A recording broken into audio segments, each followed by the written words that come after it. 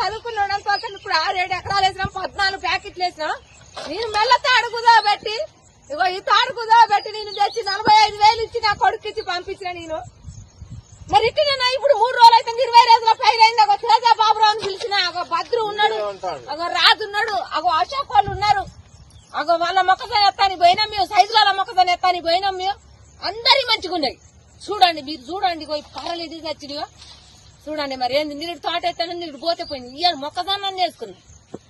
మరి ఏంది మా పరిస్థితి ఏంది? ఏం న్యాయం చేస్తారు? ఎట్టా మేము వ్యవసాయం చేసుకున్నాం, మేము కూలీ నాలికి కూడా పోయేటోళ్ళం కాదు. ఎవరినైనా అడగండి, అలానే నాయన ఎంకన్నా అని అడగండి. మేము ఎవరితోనైనా గొడవలకు కూడా పోయేటోళ్ళం కాదు. ఎక్కడ ఎవరినైనా అడగండి, ఆయనే ఇస్తాడు మాకు మందులైనా అయినా. మరి ఎందుకు ఇట్లా చేసినామని నిన్న పోయి అడిగినాం మేము.